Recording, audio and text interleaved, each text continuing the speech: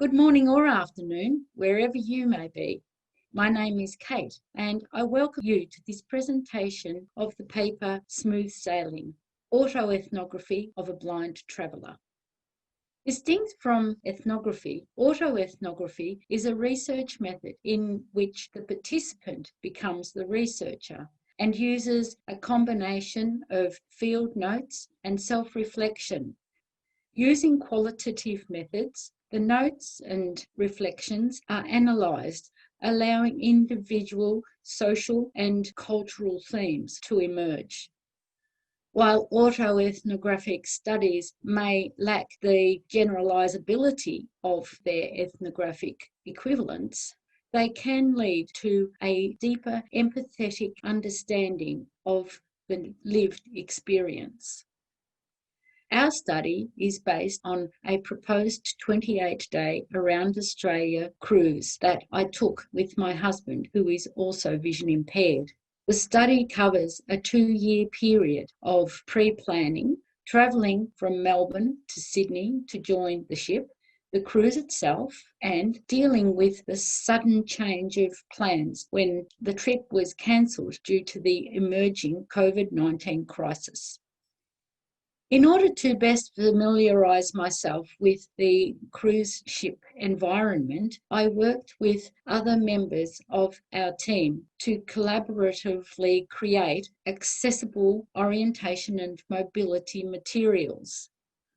A combination of text lists, tactile diagrams, laser-cut cardboard, and 3D printing were used to convey key decks, as well as the whole ship. These materials successfully helped my husband and I to build up our knowledge of the ship and its main points of interest. Although they were occasionally referenced on board, my mental map proved strong, and they were not of as much benefit as expected because they lack fine detail. 3D maps built from 2D maps require a degree of guesswork. 5 key themes emerged from our analysis. The first, cultural and societal issues. The most dominant theme was how my blindness was considered by travel staff and other passengers.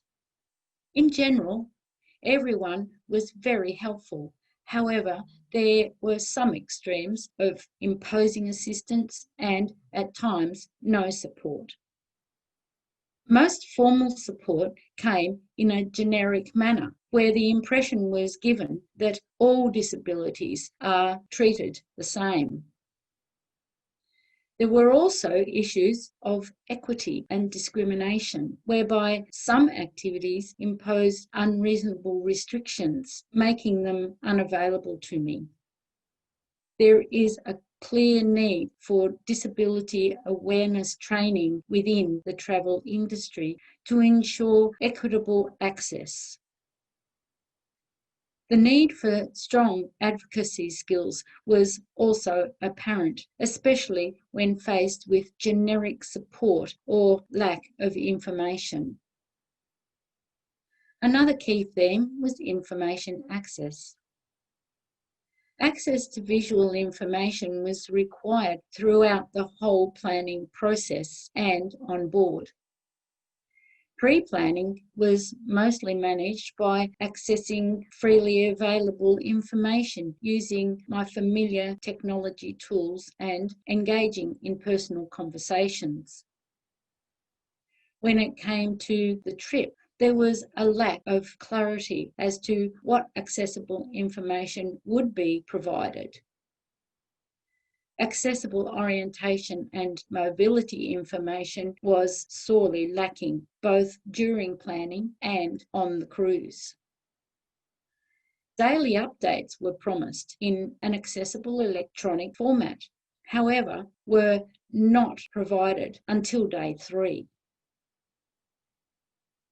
A lack of clarity about what information was available was exacerbated during the response to the COVID-19 crisis, when key information was provided slowly and with prompting from me. Orientation and mobility was another important theme. The maps co-created by the research team proved invaluable given no accessible maps were provided by the tour company. These materials were critical in building orientation and mobility confidence. On the whole, crew and passengers were very helpful when the complex layout of the ship caused disorientation and confusion, which was compounded by the lack of accessible signage on board. Tools and technology are another important theme. It was necessary to only take essential technology with me. Luggage restrictions were a concern, and our luggage did end up being over the weight limit. The smartphone proved the most important as it was multifunctional, but its use was severely restricted by lack of cheap, reliable internet access. While the smartphone and the ability to utilise remote human assistance has improved travel experiences, the bulk of other assistive technology, as well as a reliance on internet, raises issues of equity. I highly value travel, new experiences, cultures, intellectual and sensory stimulation, as well as the ability to travel independently. My experience emphasises that a high degree of confidence, self-advocacy, and resilience are required if you are a blind traveller. The travel industry needs to understand how to equitably support the individuality and abilities of blind and vision impaired travellers through appropriate awareness and training.